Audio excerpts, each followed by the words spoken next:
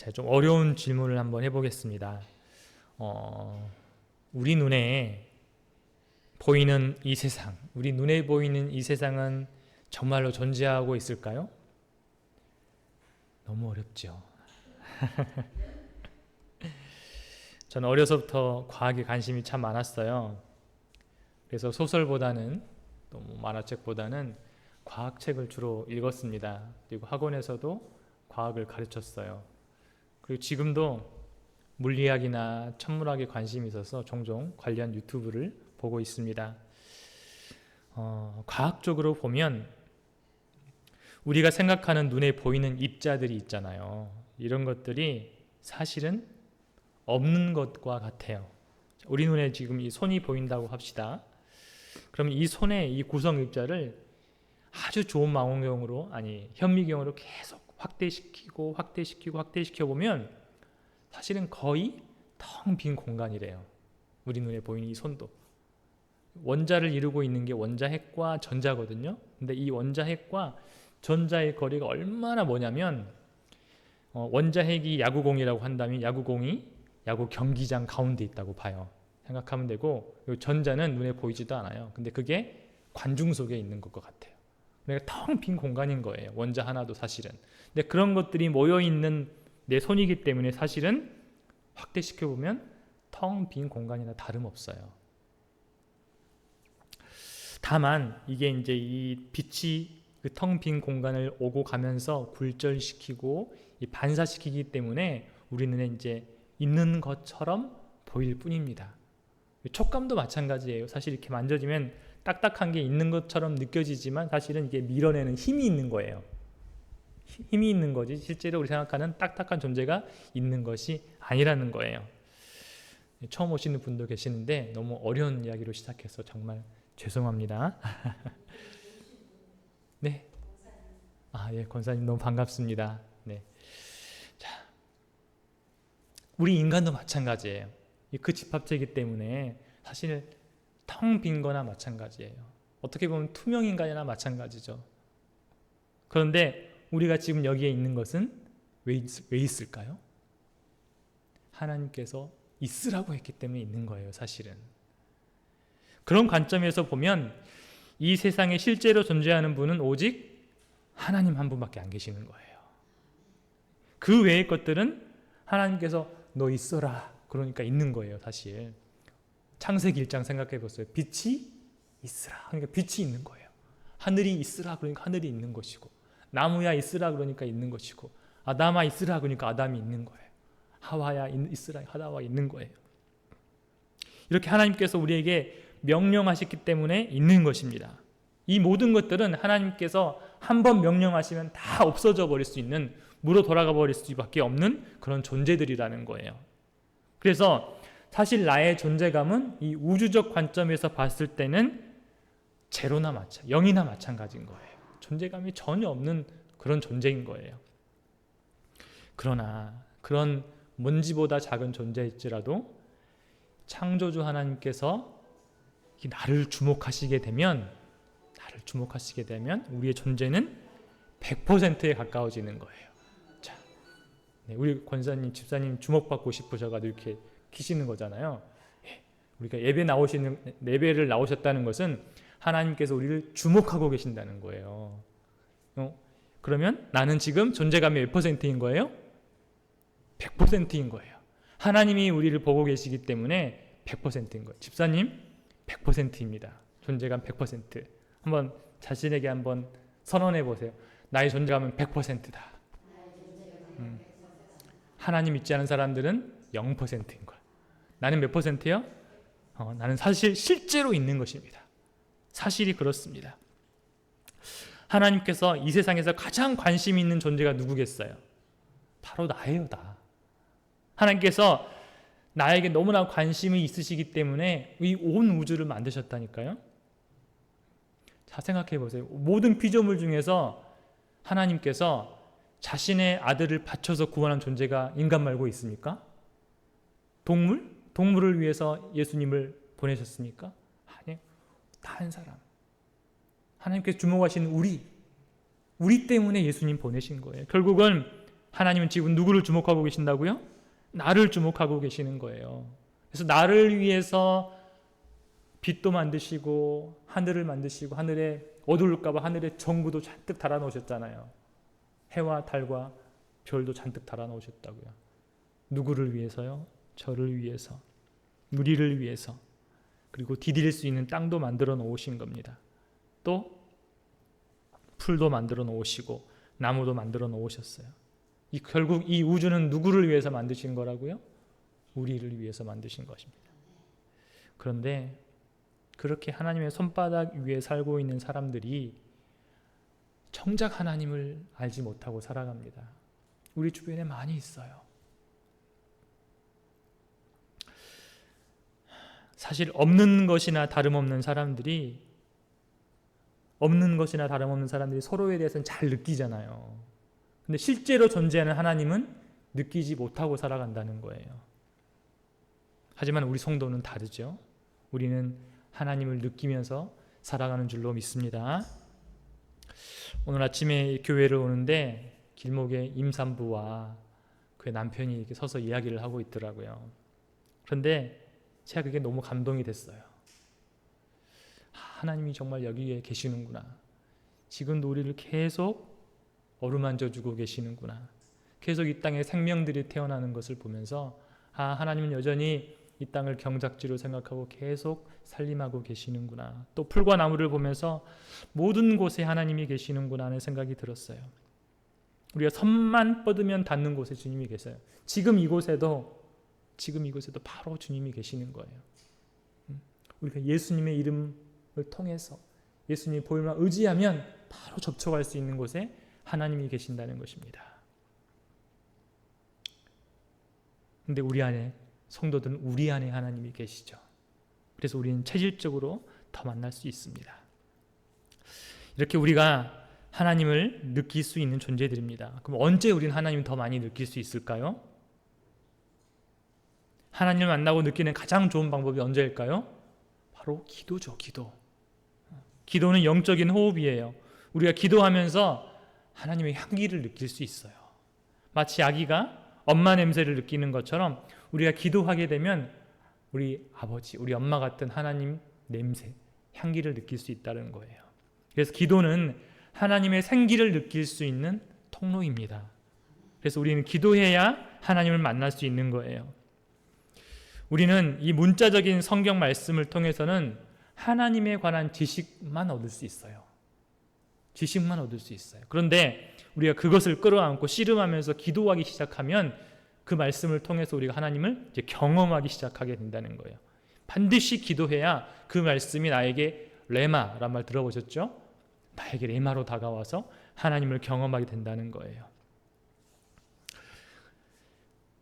성도에게 기도는 생명입니다. 기도하지 않으면 우리 영이 죽게 되어 있어요. 역사 이래 큰 부흥을 이끌었던 수많은 부흥의 거장들이 있죠. 부흥을 일으켰던 그 수많은 영웅들도 다 기도하는 분들이었어요. 종교개혁을 이끌었던 루터와 칼빈 아시죠? 이 루터도 기도의 사람이었습니다. 루터가 뭐라고 했냐면 내가 하루를 시작하기 전에 2시간을 기도하지 않으면 나는 사탄에게 패배할 것이다. 이렇게 말을 했어요. 또 미국의 큰 부흥을 일으켰던 찰스 피니도 늘 하루에 3시간씩 기도했던 분이셨어요. 그래서 역사의 변곡점마다 부흥의 시기마다 항상 기도의 사람들이 있었다는 거예요. 기독교의 역사는 이렇게 기도로 세워졌습니다. 우리에게 기도가 필요 없다면 예수님이 이 땅에 오셨을 때 기도하지 않으셨을 것입니다. 새벽에 일어나서 예수님은 기도하셨죠. 또 밤새도록 예수님은 기도하셨어요. 이 땅에 오신 하나님의 아들도 땅에 오시면 기도를 해야 되는 거예요. 기도를 통해서 하나님을 만나야 되는 것이죠. 이 땅에서는 살아갈 때 기도해야만 하나님을 만날 수 있는 것이 법칙인 거예요. 공식인 거예요. 그래서 우리는 기도하지 않고는 하나님을 만날 수 없습니다. 그렇기 때문에 우리가 기도의 자리에 얼마나 오래 앉아 있느냐에 따라서 인생의 성공의 질이 달라진다는 것이죠. 기도보다 소중한 것은 하나님 말고는 없습니다. 왜냐하면 기도해야 하나님 만날 수 있기 때문이죠. 주님은 오늘 본문에서 하나님을 얻기 위해서 무엇을 하라고 말씀하고 계세요? 구하라고 했죠. 찾으라고 하셨죠. 또 두드리라고 하셨어요. 그래서 오늘 본문에서 주님은 3번이나 기도의 중요성을 말씀하세요. 구하라, 찾으라, 두드리라. 다 똑같은 말이에요. 기도하라는 말이에요. 구하라는 말이에요. 무엇을 구하라고 하셨을까요? 주님은 무엇을 구하라고 하셨을까요? 네, 하나님을 구하라고 했어요. 마태복음 6장 33절 그 앞장에서는 먼저 하나님의 나라와 의를 구하라고 했어요. 그럼 나머지 것을 다 더물어 줄게. 그게 1순위 기도 제목이지 그 나머지 거를 1순위에 올려놓고 기도할 수는 없어. 먼저 하나님을 구하라는 거예요. 또 오늘 본문 7절에서 구하라는 것은 바로 하나님이에요. 하나님. 마태복음에서는 우리가 좋은 것이라고 나와 있지만 동일한 구절이 누가복음 11장에 나와요. 11장 13절에 보면 한번 읽어볼까요? 시작. 너희가 악할지라도 좋은 것을 자식에게 줄 알거든 하물며 너희 하늘 아버지께서 구하는 자에게 성령을 주시지 않겠느냐 하시니라. 아멘. 마태복음에서는 너희가 구하면 하나님께서 좋은 것을 주시겠다라고 말씀하셨어요. 누가복음에서 뭐라고요? 너희가 구하면 성령을 주시겠다. 좋은 것, 성령을 주시겠다라고 말씀하신 거예요. 성령이 무엇입니까? 하나님이시잖아요. 하나님의 영이십니다. 그런데 지금 주님께서 우리에게 하나님을 구하라고 말하고 있는 거예요. 하나님을 구하라고. 이렇게 하나님은 자신을 우리에게 주기를 원하신다는 거예요. 사실 없는 것이나 마찬가지인 존재감이 0%에 가까운 우리에게 하나님 자신을 주시겠다는 사실이 너무나 놀라운 은혜지요. 우리 안에 하나님이 오시면 이제 우리는 정말로 실제하는 존재가 되는 거예요. 0%의 존재가 아니라 100% 실제하는 존재가 되는 것입니다. 그것을 우리가 무엇이라고 부르죠? 영생이라고 부르는 거예요. 원래 0%의 존재감을 갖고 있었던 사람들이 하나님이 그에게 찾아옴으로 100% 실제하는 사람이 되는 것, 그게 영생입니다. 그는 살다가 죽지 않아요. 영원히 살아가게 되는 거예요. 하나님과 함께. 왜냐하면 그 안에 하나님이 계시기 때문에, 창조주 하나님이 계시기 때문에 영원히 살아가게 되는 것입니다. 그래서 하나님은 우리와 함께 영원히 교제하면서 기쁘게 살아가기를 원하십니다. 남녀가 프로포즈할 때 그렇게 고백하는 사람들이 있더라고요. 줄 건 없고 날 가져, 이렇게 고백하는 사람들이 있대요. 이렇게 프로포즈 해보신 분 계세요? 드라마나 이런 데 보면 날 가져라고 한대요. 사랑하면 다 주고 싶어 하잖아요. 하나님도 그렇다는 거예요. 하나님은 우리를 너무나 사랑하시기 때문에 날 가져, 자신을 주고 싶어 한다는 거예요. 나를 가져라 성규야, 성규야 나를 가져, 이렇게 말씀하고 계시는 거예요. 그리고 주님이 뭐라고 하세요? 구하는 자마다 누구든지 다 받을 것이다. 구하는 자마다 다 받는다는 거예요. 또 아들이 빵을 달라고 하는데 누가 돈을 주겠으며 생선을 달라고 하는데 누가 뱀을 주겠냐고 역설하세요. 나쁜 사람도 자식에게 좋은 것을 주려고 하는데 선하신 하나님께서 오죽하겠냐는 거예요. 선하신 분은 더 주고 싶어 한다는 것이죠. 그래서 우리가 성령을 받기 위해서 애걸복걸 할 필요가 있습니까? 없습니까? 애걸복걸 해야 돼요? 주신다니까. 하나님이 구하면 주신다는 거예요. 마치 안 줄 것처럼 막 기를 쓰고 때를 쓰고 막 조를 필요가 없다는 거예요. 하나님은 주신다는 거예요. 그래서 우리가 믿음을 갖고 주님 주십시오 하면 바로 주님이 성령을 부어주십니다. 이 사실을 믿는 거예요. 그러면 성령을 받게 되는 것입니다. 우리가 하나님을 얻으면 다 얻은 것입니다. 우리가 우리의 목적을 하나님께 둔다면 하나님을 얻을 뿐만 아니라 우리 세상에 필요한 것들도 다 채워주신다고 주님께서 약속을 해주셨어요. 나머지 것들은 다 덤으로 주시겠다고 하셨어요. 성경은 하나님은 우리가 구하거나 생각하는 것을 넘치게 주시는 분이라고 했어요. 내가 생각만 해도 주시겠다고 하신 거예요. 세상의 필요들은. 우리가 하나님을 목적으로 삼으면 우리의 결핍들은 다 채워질 줄로 믿습니다. 미국의 세들백 교회 혹시 들어보셨어요?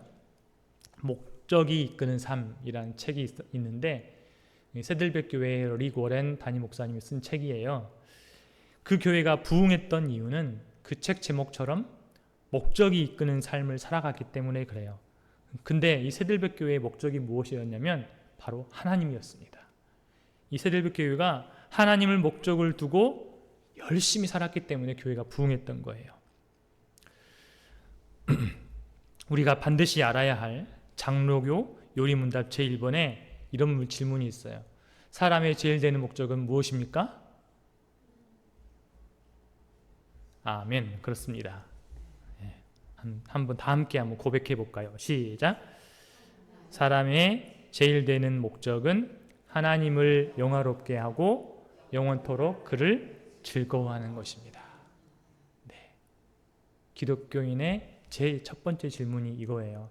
사람의 제일 되는 목적이 무엇입니까? 라고 물어보면 네, 저의 목적은 하나님을 영화롭게 하고 하나님을 영원토록 즐거워하는 것입니다. 이렇게 고백해야 된다는 거예요. 이게 우리의 목적입니다. 이 목적을 위해 살아갈 때에 우리 교회가 부흥되고 우리 가정의 모든 문제가 해결되고 삶의 열매들이 맺히게 될 줄로 믿습니다. 그런데 이 목적을 이루어가는 삶이 쉽습니까? 어렵습니까? 어려워요. 인간의 힘으로는 안 됩니다. 이게 안 돼요. 그래서 성령님이 필요한 것입니다. 성령님께서 계속해서 견인해 주셔야만 이 목적을 이루어갈 수 있는 거예요. 그래서 우리는 어떻게 해야 되냐면 성령님께 맡겨야죠. 나를 맡겨야 되는 거예요. 그때 우리의 목적을 이룰 수가 있습니다. 제가 이제 학생 사역을 할 때 이 학생들을 위해서 그렇게 기도를 했어요. 어떻게 해야 됩니까, 하나님? 정말 학생들 전도하기도 쉽지 않고 변화시키기도 너무 쉽지 않아요. 그래서 기도할 때마다 하나님께서 그 기도의 정착역에서 항상 이렇게 말씀하셨어요. 성령께서 활동하시게 하라. 성령께서 일하시게 하라. 내 힘으로 안 되니까요. 교회는 내가 세우는 게 아니잖아요. 누가 세우는 겁니까? 하나님이 세우는 거니까 성령께서 활동하시게 하라 이렇게 말씀하셨어요. 교회에 성령께서 운행하시면 교회가 살아날 줄로 믿습니다. 마른 뼈가 살아나고 마른 가지에서도 꽃이 피고 열매가 맺힐 줄로 믿습니다. 하나님은 이 땅에 오고 싶어 하세요. 왜냐하면 이 땅에 꽃을 피우고 싶어 하시거든요. 사망이 가득하고 뱀과 정갈이 가득한 이 땅에 다시 한번 꽃을 피우고 싶어 하시고 열매를 맺게 하고 싶으세요. 아까 우리가 불렀던 꽃들도 찬양처럼 다시 이곳에 생명샘이 흐르게 하고 싶어 한다는 거예요. 우리의 배에서 생수의 강이 흘러나오기를 바라시는 거예요. 그런데 우리가 초대하지 않으면 오시지 못해요. 하나님께서 우리가 초대하지 않은데도 오시는 날이 있긴 있어요. 그날은 어떤 날이냐면 심판하는 날이에요. 마지막 때. 그때는 우리가 오라고 초청하지 않아도 오실 거예요. 그때는 하나님이 심판하실 거예요. 온 세상을. 그런데 지금은 우리가 초대를 해야만, 우리가 구해야만 하나님이 오신다는 거예요. 우리가 성령을 구하면 주님은 주시겠다고 이미 선언하셨습니다. 성령을 구하는 것은 하나님의 뜻입니다. 우리가 초대로 하나님을 오시게 할 때는 그날은 회복의 날입니다. 치유의 날입니다. 우리가 하나님 뜻대로 하나님을 구하면 반드시 응답될 줄로 믿습니다. 그 약속이 요한일서 5장 14절 15절에 나와 있어요. 우리 한번 함께 읽겠습니다. 그를 향하여 우리가 가진 바 담대함이 이것이니 그의 뜻대로 무엇을 구하면 들으심이라. 우리가 무엇이든지 구하는 바를 들으시는 줄을 안즉 우리가 그에게 구한 그것을 얻은 줄을 또한 아느니라. 아멘. 주님 말씀하셨죠. 우리가 담대함이 무엇이라고요? 담대해지는 이유가 무엇이라고요? 우리가 구하면 주님은 주셔요. 우리가 기도했으면 이미 얻은 거라고 말씀하시잖아요. 우리가 성령을 구했으면 이미 우리 안에 성령님이 계시는 거예요. 이 성령님과 동행해야 될 줄로 믿습니다. 윌리엄 캐리 선교사는 하나님으로부터 위대한 것을 기대하라, 하나님을 위해 위대한 일을 시도하라 라고 말했습니다. 오늘 하나님을 기대하는 마음으로 기도하기를 원합니다. 그러면 주님은 위대한 일을 행하실 줄로 믿습니다. 오늘 우리가 하나님의 뜻, 이 예수님의 뜻에 따라서 성령의 충만함을 구하기를 소망합니다. 초청하는 방법이 있어요. 정말 좋은 방법이거든요. 사람과도 똑같아요. 사람은 언제 그 사람에게 다가옵니까? 사랑한다고 고백할 때 다가와요. 그냥 오라고 하면 몸만 오지만 사랑한다고 고백하면 마음까지 같이 가지고 옵니다. 우리가 이 시간에 성령님께 사랑합니다라고 고백했으면 좋겠어요. 주님은 나를 사랑하는 자들이 나의 사랑을 입을 것이다 라고 말씀하셨습니다. 우리가 사랑한다고 고백할 때에 주님께서 우리에게 더 가까이 다가올 줄로 믿습니다. 우리 시간에 사랑합니다 나의 예수님, 이 찬양으로 나의 고백을 하나님께 올려드리면서 우리 성령님을 초청하기를 소망합니다.